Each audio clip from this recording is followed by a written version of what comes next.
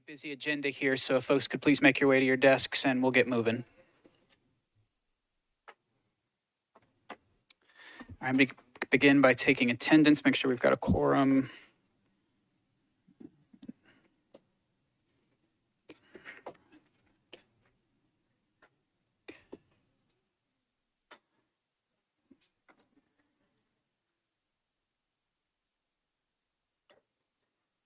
Spain. I count 10 present. 11, Tasha just walked in.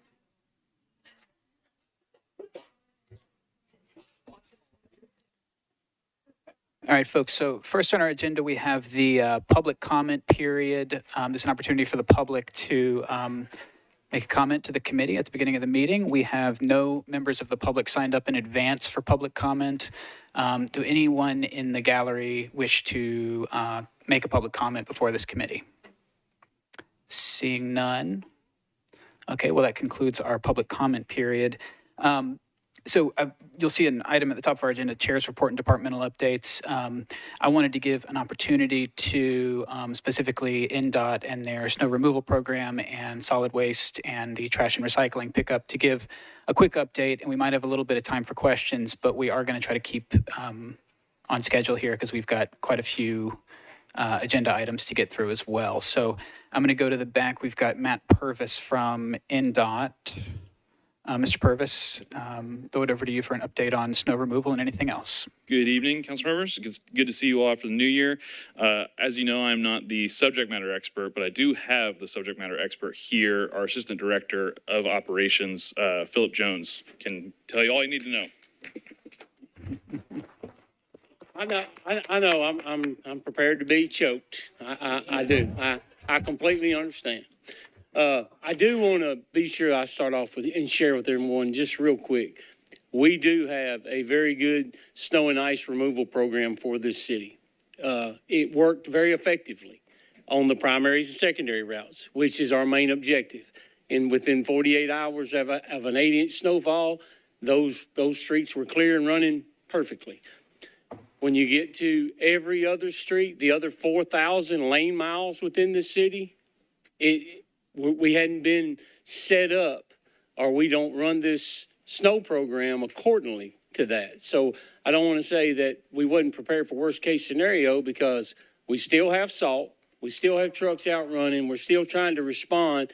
And yes, I understand the time frame is way too long, but what shouldn't or typically wouldn't have happened in a snowfall even of this amount is getting into that deep freeze. That's what really hurt us. And when you didn't get out there, we could have lost the primaries and secondaries the same way had we not been out there in a timely manner to address those or get started getting the streets cleared and taken care of. It's just not a typical event for this part of the country. It's just not. I want to say that we've learned some things out of it that we would definitely do different, and probably some things we'll be bringing to council to say, hey, we've reviewed. I know we've got some new council members, but 2 years ago, council approved some additional equipment, and so we could do additional routes. We have that plan. We're going to continue with that plan and get that. Everyone's aware we got 37 new trucks coming in.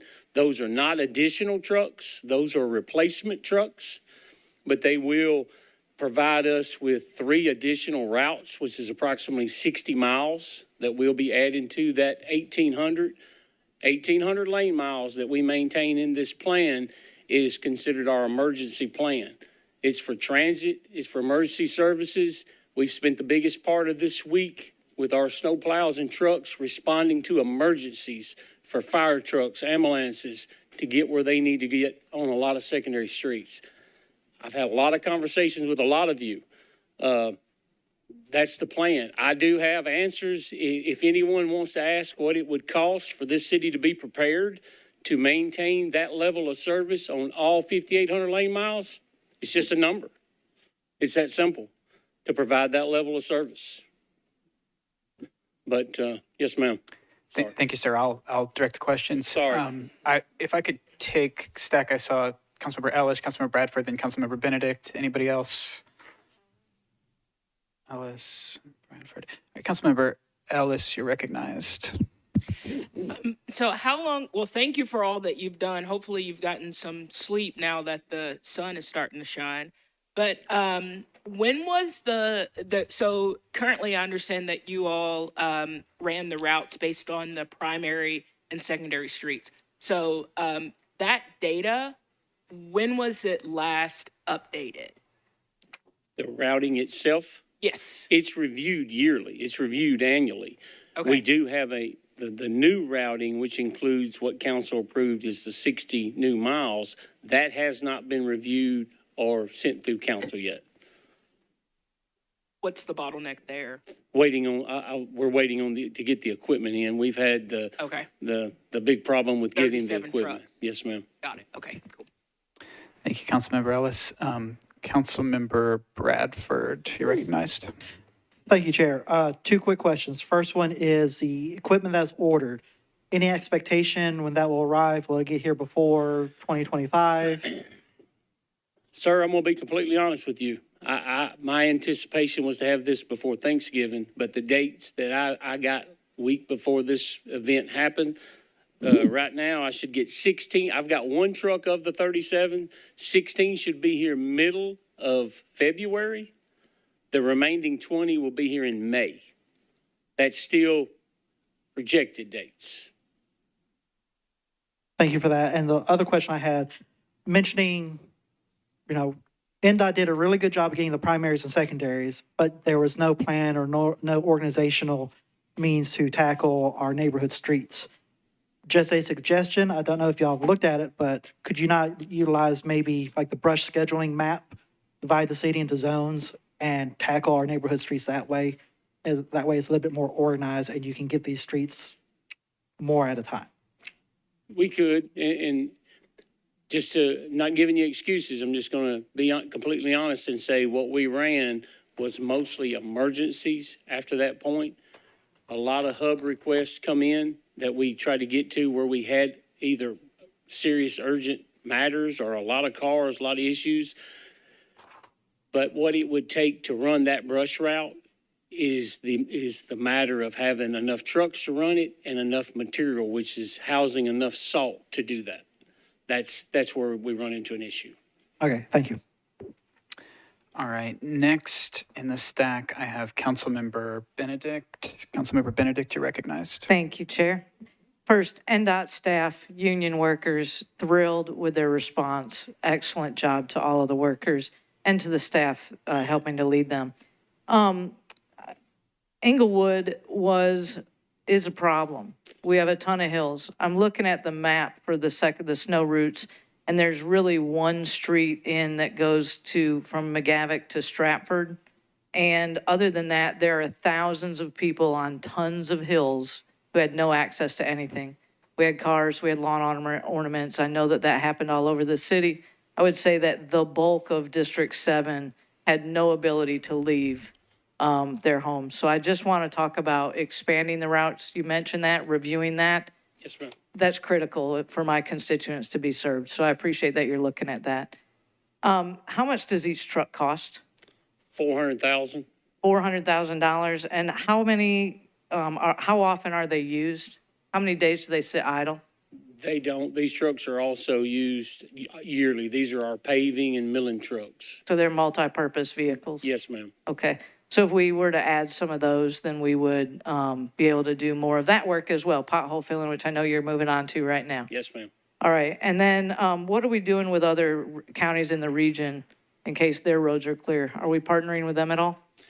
We can have conversations, and I have a lot of conversations with them, but they're typically anybody around us is in the same situation we are, and they typically, the ones that I'm very familiar with, don't even have the resources we have. So it's very minimal with them. But I talk with TDOT daily from the onset of this storm. I'll tell you that we brined more streets this year, pre-treated more mileage than we ever have in years past. My last question then is in regards to TDOT, which is when TDOT finishes their roads, their interstates, Ellington Parkway, et cetera, are they helping us with our local streets? they typically never get to the point to be able to help us. This storm was a little different, but typically we're both in the same boat. They're covering a lot more area than we are. Region 3 is a lot bigger. But if you'll notice, I had several calls from several council members about like why Harding Place was clear, but Nolesville Road was still packed. That's because that's their secondaries. So they never got to the point that they could have provided any assistance to us from that standpoint. Thank you. So it sounds to me like the solutions will be newer trucks with more miles, as well as a review of those tertiary roads, Yes, neighborhood ma'am. streets. Okay, thank you. All right. Thank you, Chair. Yeah, thank you. Thank you, Councilmember Benedict. I had Councilmember Cash. Were you seeking to be recognized? Yes, sir. Give me 1 second. Councilmember Cash, and anybody else who seeks to be recognized, please raise your hand so I can get you. Yes, sir. Thank you. Thank Councilmember you. Cash. I appreciate all the work you have done this past week, and as always, and know that it was, to make everybody happy was going to be an impossible task. I guess my question is about the tertiary roads after we've cleared the primary and secondary. Have we been collecting data from this incident to know, I kind of feel like at some point I feel like I saw whichever got on hub first was going to get addressed first. And I feel like that they're probably dangerous situations, not just getting to every neighborhood, but making sure that we're hitting the dangerous places first. Because I had a couple of places, there's this hill, and it's true every snow that this hill down Orleans to 32nd, there are wrecks, multiple wrecks. I saw a car that went off the road and got hit by another car twice and spun it around. Anyway, I guess that's what I want to be reassured is that we're taking what we've learned from this last week and making sure that we have a plan going forward that prioritizes, and I know you used the word emergencies, but prioritizes, those safety points rather than just flat streets that are a pain that they're not that passable, but that aren't as dangerous. Does that make sense? Yes, sir. That's exactly what we're going to do with the results of this. How we've came up with the additional list that we ran while it was on the hub request, and the hub requests come, first serve, typically because you're familiar with this area. We could get snow in Jolton and not have a snowflake down in town.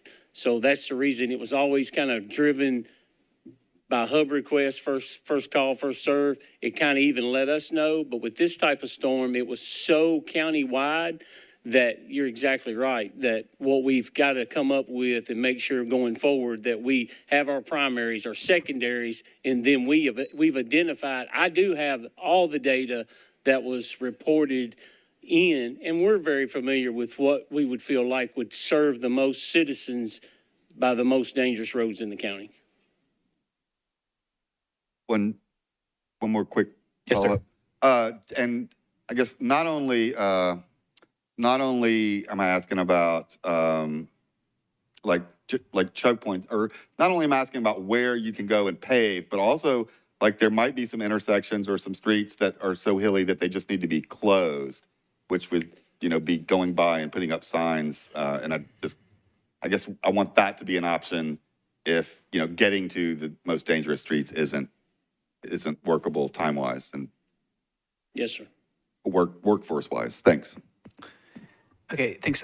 Right now I've got Councilmember Coopin and Evans in the queue. We do still want to get an update from trash and recycling folks and then get onto our regular agenda. So if folks could please be brief, and we'll go to Councilmember Coopin. You are recognized. Thank you, Chair. First of all, again, echoing Councilmember Benedict's comments of thanks for the hard work this last week or so. I know y'all were rolling 24/7, so we really appreciate that. My first question is, I learned a lot about my district and streets that were on there and really well taken care of, and then others that might need more attention. What's the best way to get you guys feedback for the next storm, areas that we flagged as high need or potential emergency connections? It is the hub, Nashville, and I would tell you, and all of you have this ability to reach out to Matt if you've got a situation. OEM also is a big part of this snow and ice removal plan. So if it goes in as an emergency, we prioritize it that way, and that's how it comes in. Appreciate that. And then are y'all looking at revamping that primary and secondary map? And when can we expect maybe an update onto roads that might need to be added or a new map in light of kind of the last couple of weeks? You'll have a review of it before next winter. This will be our snow and ice removal plan for this year. Thank you. All right, thank you. And I will go to Councilmember Evans, possibly for our last question for NDOT. Thank you, Chair, for recognizing me, even though I'm not on the committee. My question is very brief. I would like to encourage you, if you could, to revisit your policy about how information is shared with council members, mainly because I didn't know about the emergency kind of focus until probably Sunday night when it was, in a news article online. The focus has been the communication related to, first come, first serve. And I think I had residents that were confused whenever they saw NDOT come into their neighborhood and then leave. And I said, well, the only thing I can think of is they're assessing if your street is dangerous or not. And that's why they didn't take action. And so if we could look at like, how are you communicating with us internally as much as the external communications, like with the news, it would be super helpful because I felt frustrated because I didn't have the ability to share relevant, actionable information for residents kind of related to some of the things that everybody else shared. So I appreciate that. And thank you for your work. Apologize on the behalf of NDOT. We'll make sure and improve. All right, I believe that's all the questions we have, sir. Huge thanks to you and your team for all your hard work over the last week. And if we could ask Mr. John Honeysucker from Metro Water to come up and give us an update, as well as I see Ms. Smith is here, give us an update on trash and recycling service and where we're at with that. Turn it over to you. Good afternoon to the council. I'm John Honeysucker and Sharon Smith. So I want to start out by saying, for those of you that saw Channel 2 News today, the trash truck that was sliding down the road, that was not ours. So just for the record, that was not ours. One of the things that our Commander-in-Chief, Director Potter, emphasizes is safety. Safety for the constituents, safety for our staff. And that is why over the last week, we spent time assessing the weather on a day-to-day basis to make sure that we were very accurate on how we positioned our staff to go out. We made the decision based on the weather last week and the road conditions not to, basically to suspend trash and recycle. Okay, and with that, it kept being a good overseer of taxpayers' money, first of all, because if trucks went out and caused damage, then that would have been a lawsuit for the council and for us. And we didn't want that. We don't want anyone injured. And even as of this week, we decided to move it back a day and put it on a holiday schedule to delay it one day because our team of leaders at Waste Services were going out assessing the alleyways, not the primary roads, the alleyways, to look at that. And what we found was that the alleyways were still iced over. And that's to include even in East Nashville, in Councilor Benedict's area, just riding through there. In Councilman Taylor's district, the alleyways, the shaded areas, they were still very hazardous. So we did make a decision to delay it one day. Tomorrow we will have all the teams, contractors will be out picking up trash and recycle. The convenience centers, we closed those during this time also for the protection of the constituents that will come in. We didn't want anyone to slip and fall in the midst of that. Again, being a good overseer of taxpayers' dollars. Sharon, would you like to add anything to that? I just want to say that we really do appreciate you all understanding it's very difficult to suspend trash collection in particular, but trash and recycling, I know a lot of people were frustrated, and at the end of the day, it really just came down to safety.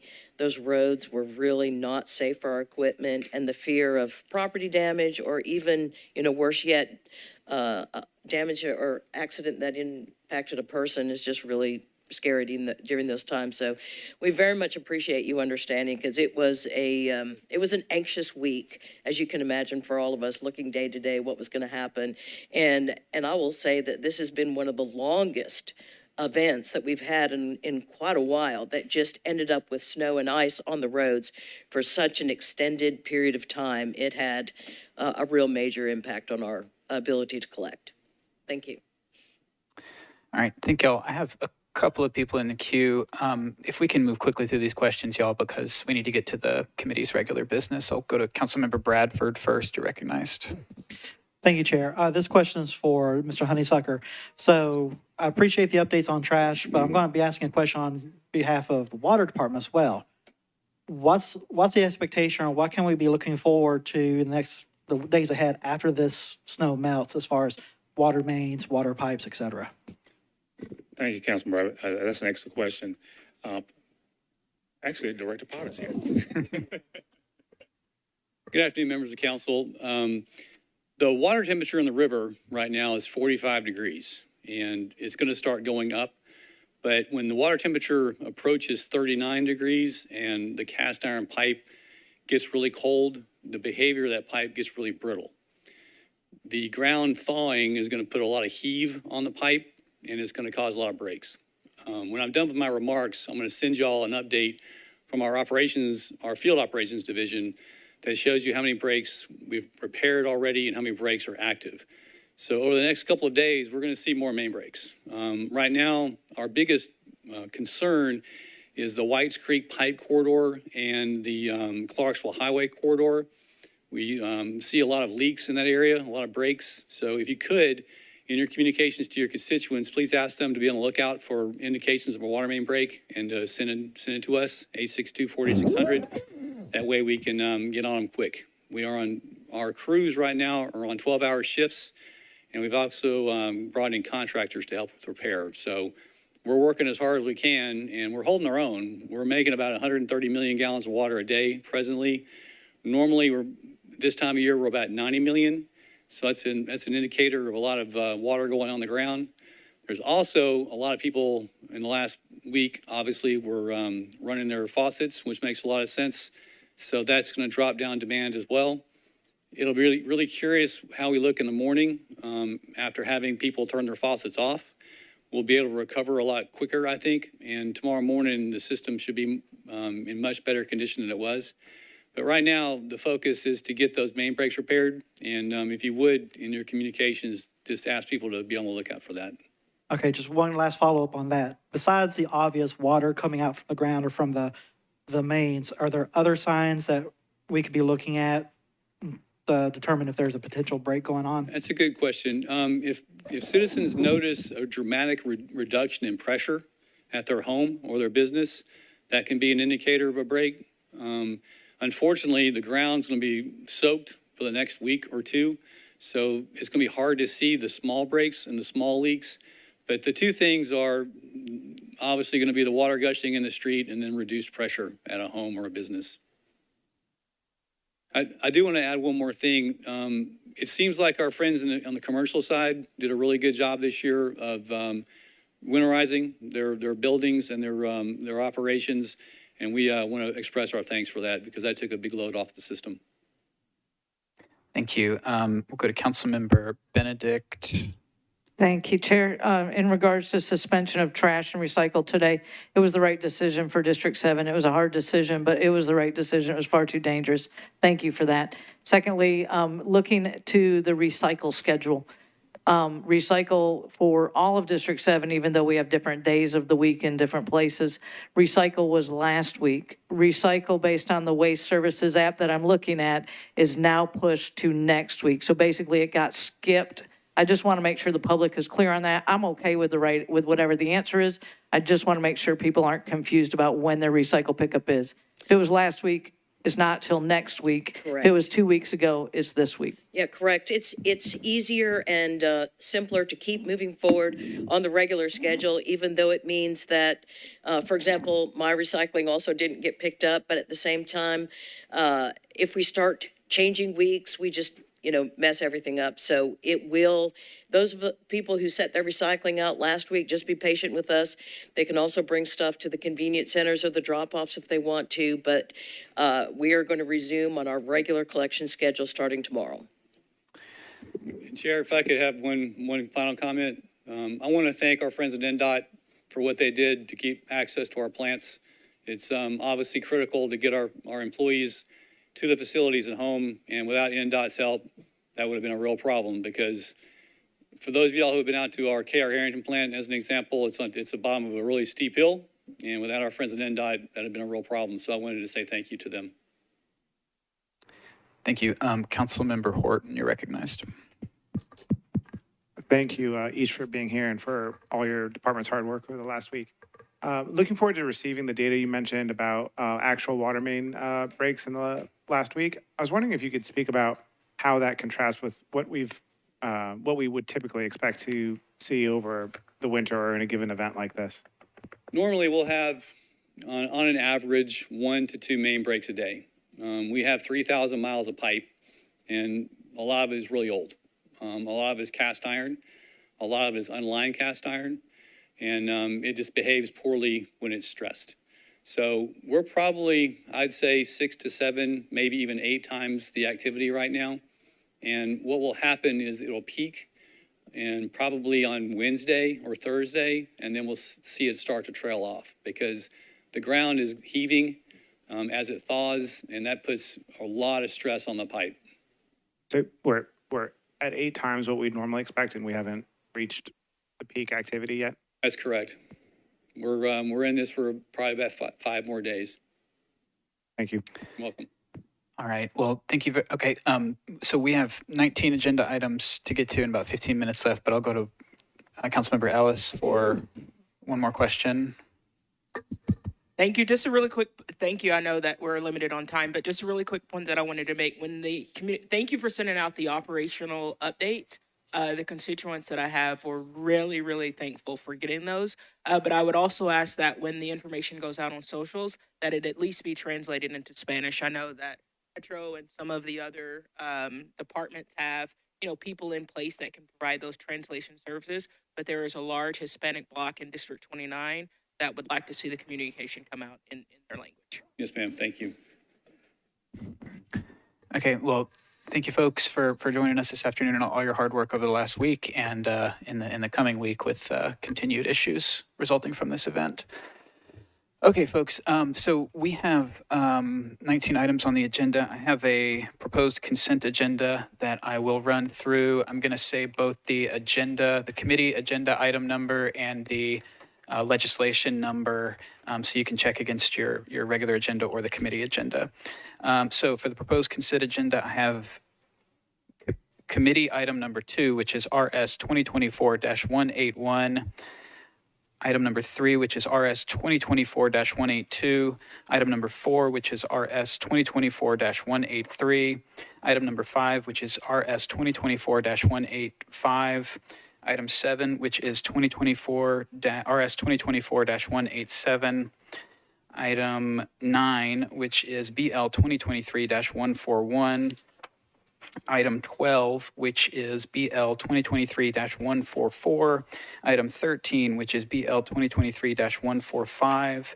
Item 14, which is BL 2023-146. Item 15, which is BL 2023-147.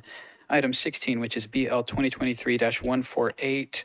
Item 17, which is BL 2023-149. Item 18, which is BL 2023-150. Item 19, which is BL 2023-151.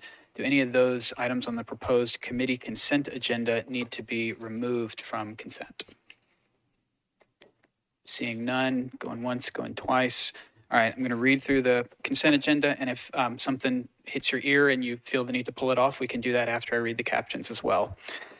All right. Item 2, RS 2024-181 by Horton, Porterfield, Gamble, and Parker. This accepts a Transportation Alternatives Program, or TAP grant, through an intergovernmental agreement from the Tennessee Department of Transportation, TDOT, to the Metropolitan Government, acting by and through NDOT for the acceptance of work in connection with the construction of the James Avenue, 63rd Avenue North Sidewalk Completion Project, federal number TAP 490510, state number 19 LPLMF3207, PIN number 134352.00, proposal number 2023M-047AG-001. Item 3 on the committee calendar, recommended for consent, is RS 2024-182 by Coupin, Porterfield, and Parker. This accepts a donation from MCREF IV 4, Gulch Apartment Owner LLC in the amount of $25,000 as a contribution towards the analysis that was conducted by NDOT for roadway infrastructure improvements associated with the Pytown Mobility Study. Item 4 is RS 2024-183 by Coopin, Gamble, and Parker. This authorizes Velocis Lincoln Commerce SPE LLC to construct and install an aerial encroachment at 211 Commerce Street, proposal number 2023 M-020EN-001. Item 5, this is RS 2024-185 by Porterfield and Parker. This approves a contract between the Metropolitan Government and Water and Waste Equipment Incorporated for provision of water and waste equipment. Item 7, RS 2024-187 by Porterfield, Gamble, and Parker. This approves a participation agreement between the Metropolitan Government acting by and through the Department of Water and Sewerage Services and HCD Wedgwood 429 Houston LLC to provide improved public sanitary sewer service through the construction of an improved stormwater system. Project number 2022-066576 and proposal number 2023 M-045AG-001. Item 9 by Gamble and Parker, this is BL 2023-141, approves the conditional abandonment of a portion of Lock Road right-of-way. Proposal number 2022 M-003AB-001. Item 12, BL 2023-144 by Coopin, Gamble, and Parker. This authorizes the Metropolitan Government to abandon easement rights for property located at 636 Division Street, formerly a portion of Allison Street and Alley number 200. Proposal number 2023 M-178ES-001. Item 13, this is BL 2023-145 by Johnston, Nash, Gamble, and others. This authorizes the Metropolitan Government to negotiate and accept a permanent and temporary easements for the North Crest Drive Stormwater Improvement Project for 4 properties located at 517, 521, 526 North Crest Drive, and North Crest Drive unnumbered. Project number 24-SWC-097 and proposal number 2023 M-164ES-001. Item 14, this is BL 2023-146 by Gamble and Parker, an ordinance authorizing the Metropolitan Government to abandon existing public water main and easement and to accept new public water and sanitary sewer main, fire hydrant assemblies, sanitary sewer manholes, and easements for 3 properties located at Lucille Street, unnumbered, 1500 Dickerson Pike, and 2050 Lucas Lane, also known as City Vista. MWS project numbers 2022-WL-141 and 22-SL-292, and proposal number 2023 M-168 ES-001. Item 15, BL 2023-147 by Gamble, and Parker. This authorizes the Metropolitan Government to accept new public sanitary sewer manhole for property located at 50 Music Square West. MWS project number 23-SL-200 and proposal number 2023 M-161 ES-001. Item 16 is BL 2023-148 by Evans, Gamble, and Parker. This authorizes the Metropolitan Government to accept new public water and sanitary sewer mains for fire hydrant assemblies, sanitary sewer manholes, and easements for property located at Kemp Drive, unnumbered, also known as 4307 Central Pike Phase 2. MWS project numbers 22-WL-140 and 22-SL-289, and proposal number 2023 M-172 ES-001. Item 17, this is BL 2023-149 by Gamble, and Parker. This authorizes the Metropolitan Government to abandon existing public sanitary sewer mains, sanitary sewer manholes, and easements for property located at 300 McCann Street, also known as 4th and McCann. MWS project number 23-SL-206 and proposal number 2023 M-165 ES-001. Item 18, this is BL 2023 by Toombs, Gamble, and Parker. This authorizes the Metropolitan Government to accept new public sanitary sewer mains, sanitary sewer manholes, and easement for property located at 517 West Trinity Lane. MWS project number 23-SL-75 and proposal number 2023 M-167 ES-001. Item 19, this is BL 2023-151 by Parker and Gamble. This authorizes the Metropolitan Government to abandon existing sanitary sewer mains, sanitary sewer manholes, and easements, and to accept new public sanitary sewer mains, sanitary sewer force main, sanitary sewer manholes, and easements for 2 properties located at 3545 and 3551 Dickerson Pike, also known as Dickerson Flats. MWS project number 22-SL-139 and proposal number 2023 M-173 ES-001. Do any of those items need to be removed from the consent agenda for the committee? Going once, going twice, seeing none. Can we have a motion on that consent agenda? Properly moved and seconded. Any discussion on the consent agenda? All right, all those in favor of the consent agenda, please say aye. Any opposed? Any not voting? Thank you.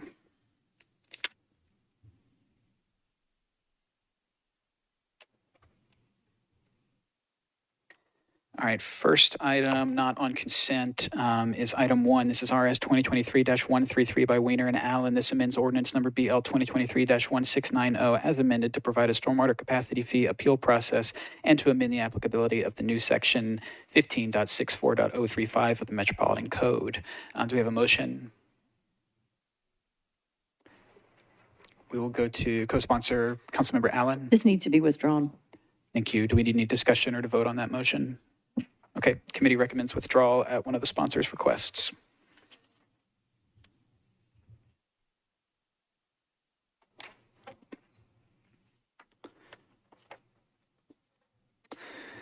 Next item, not on consent, is item 6. This is RS 2024-186 by Parker and Allen. This authorizes the director of the Department of Metro Water Services to hire a director of solid waste and authorizing a one-year extension of the memorandum of understanding transferring the solid waste disposal responsibilities to the Department of Water and Sewerage Services. Do we have a motion on this? And second. Properly moved and seconded.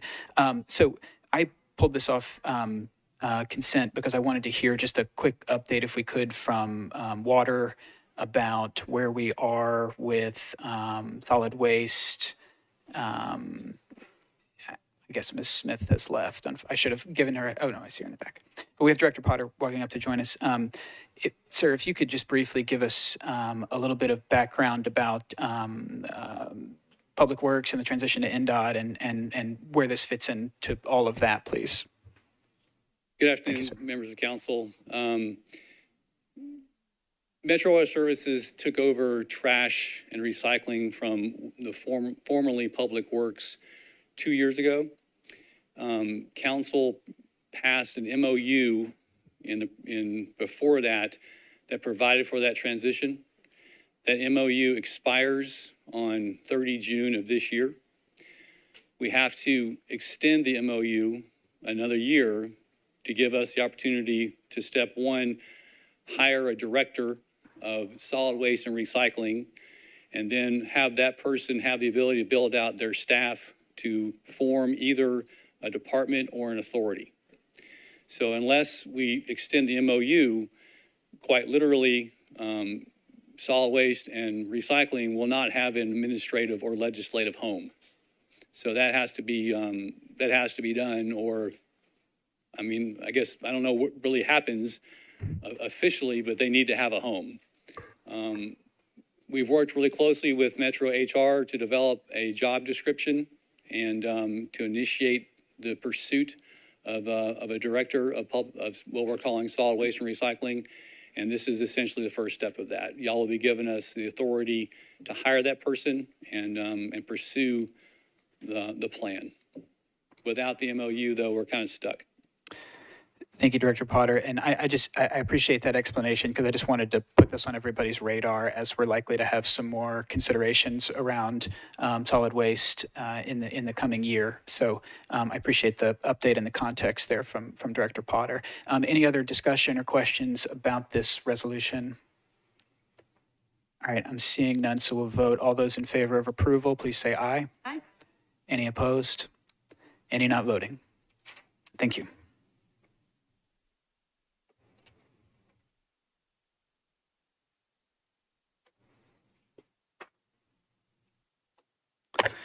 All right, next item on our agenda that was not on consent is item 8. This is BL 2023-137 by Parker and Evans Siegel. This amends Title 13 of the Metropolitan Code to add a new chapter thereto for the purpose of allowing participation agreements between NDOT and developers to be approved by resolution. Do we have a motion?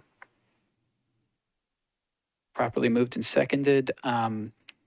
So this is, I'm the lead sponsor, but we have an amendment that I'm not sure if it was initiated by Councilmember Evan Siegel or by the council staff, but it was mentioned in the analysis. And you'll see that in your amendments packet. Councilmember Evan Siegel, do you want to move your amendment? Forgive me, I'll find you. You're recognized. Yes, I would move the amendment with comment.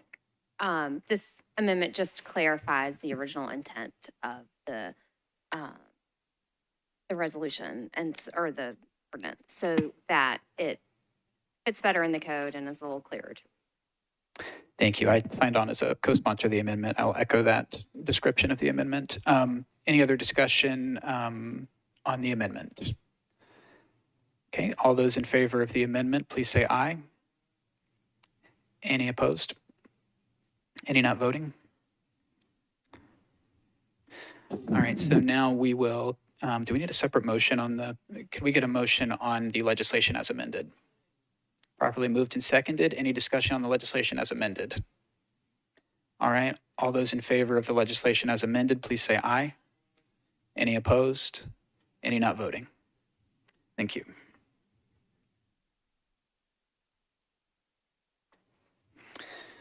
Next, we have item 10. This is BL 2023-142 by Coopin, Porterfield, Gamble, and Parker. This approves the participation agreement between the Metropolitan Government and Tennessee Stadium LLC for the design and construction of a sewage pump station and associated lines and equipment. Proposal number 2023 M-048AG-001. Do we have a motion on this? Okay, properly moved and seconded.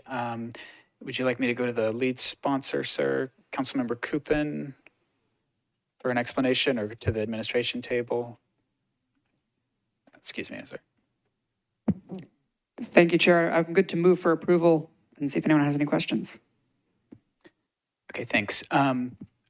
If we could just get an explanation of this from someone on the administration side, specifically kind of to the infrastructure piece of this. What is it we're doing here?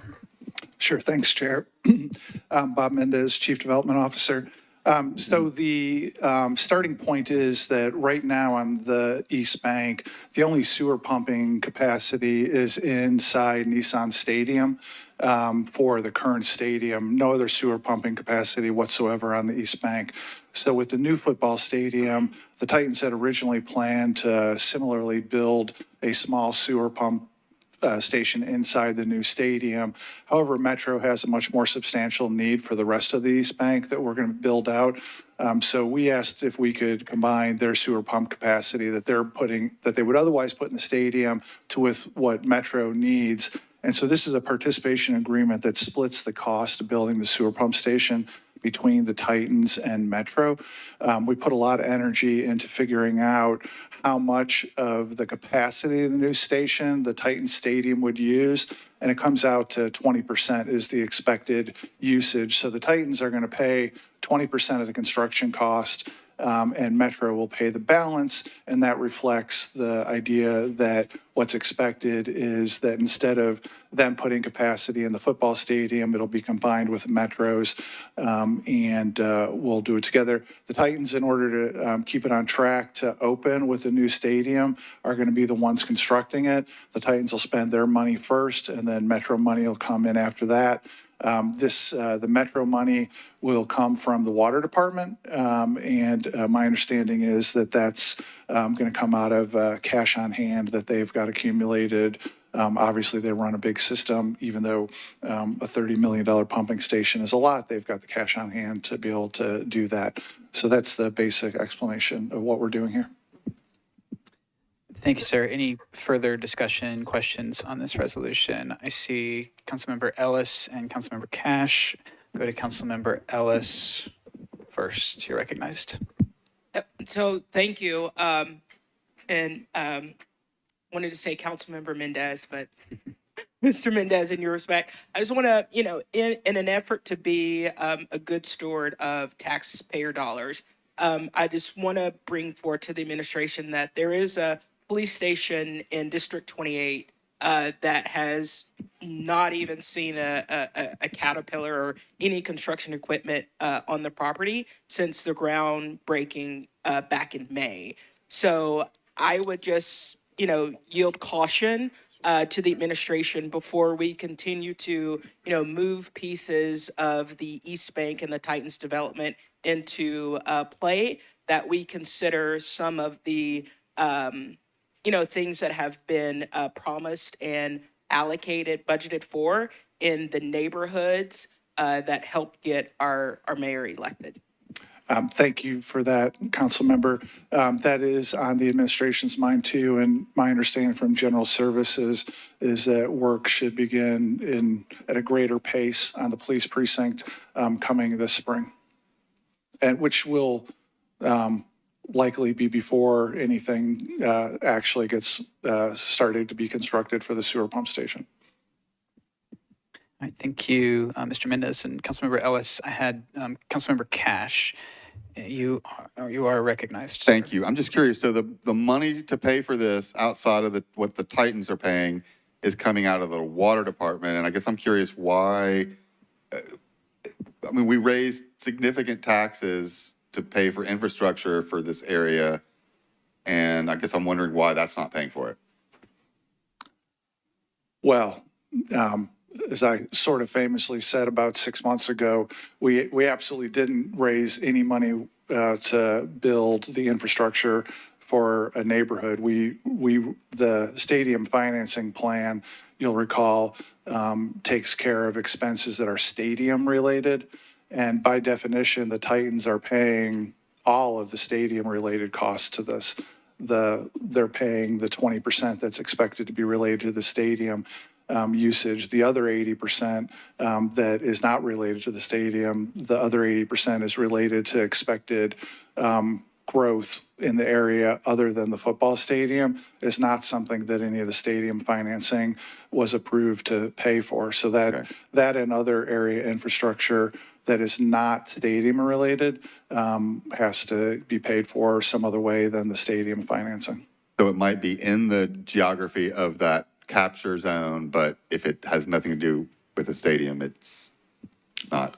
Correct. That tax capture zone, it ended up about 105 acres where outside the stadium, where 50% of the sales tax is captured. And of course, that's at zero today.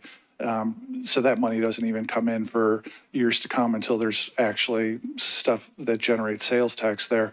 But that money may specifically only be used for stadium-related things. And so if you think if Metro needs to build a parking garage to honor the commitment we made last year to provide 2,000 parking spaces for the Titans, that would be stadium-related. And the sales tax capture money could be used for that.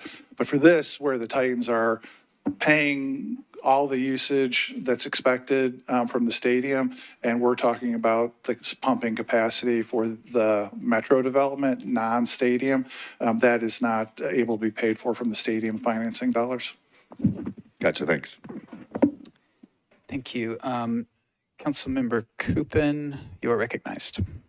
Thank you, Chair. Can I ask the administration, Metro Water is paying for this out of cash reserves. Can we get a sense of how much cash reserves they have on hand versus how much they're using for this project? See, we've got a representative from Water here. I'm sure you can answer that. Yes, Metro Water has about, I didn't check today, but I could, but somewhere in the $350 million cash on hand. But this particular project will be recovered in a piece of legislation you're going to take up next. And those dollars are reserved for, we have to have those on hand to maintain bond covenants, 110%, and a handful of other specific things like our capital program is partially funded by that cash on hand.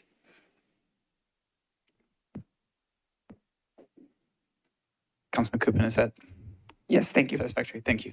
Okay, any other questions, discussion on this item? Okay, all those in favor of RS BL 2023-142, please say aye. Any opposed? Any not voting? You recommend approval?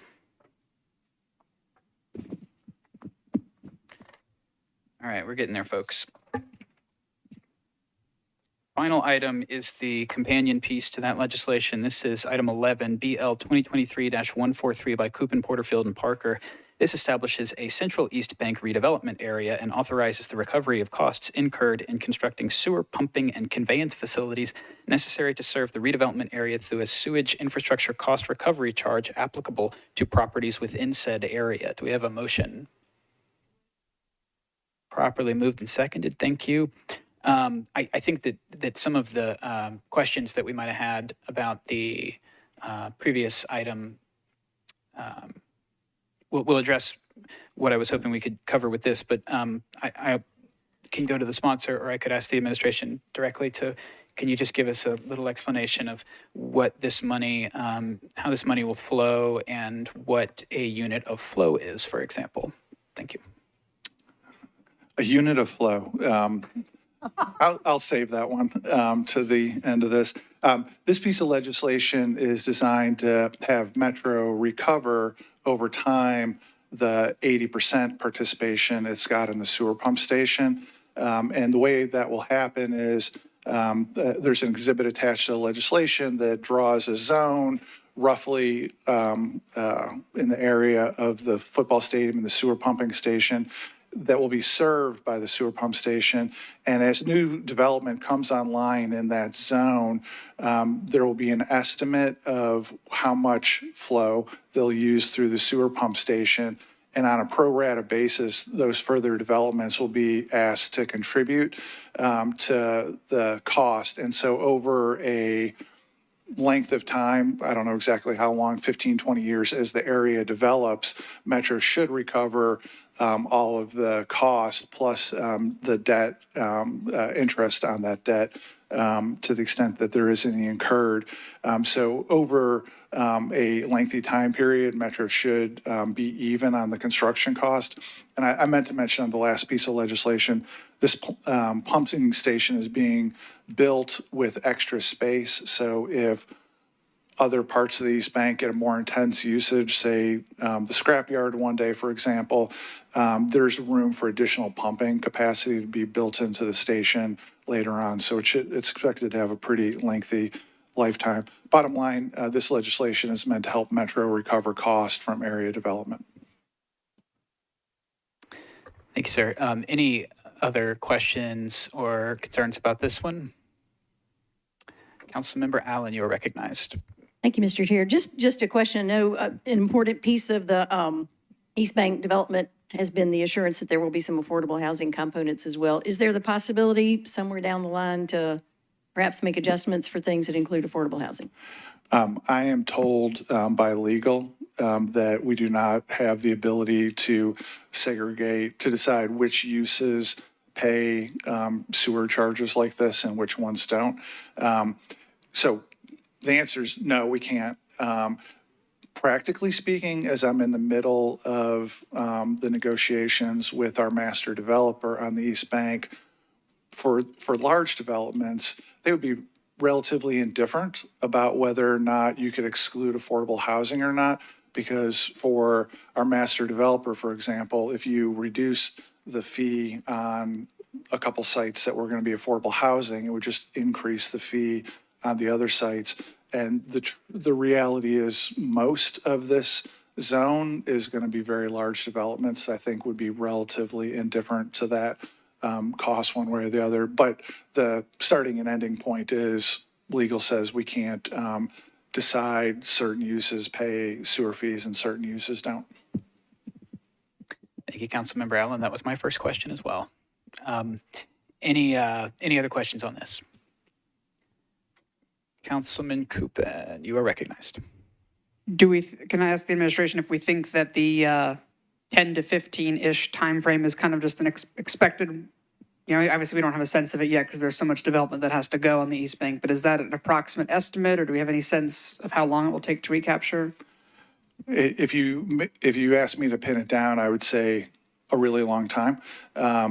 Just for comparison, and some of you who are on the East Bank Committee have heard this, the Gulch is about 60 acres, and the Gulch has been under construction for 21 years now and still has new construction going on. This capture area on the East Bank for these fees is bigger than that. So if we think the Gulch has been under construction for 20-ish years and Nashville Yards has been under construction for 8 years now, we can expect it'll just take a long time to fill up that area.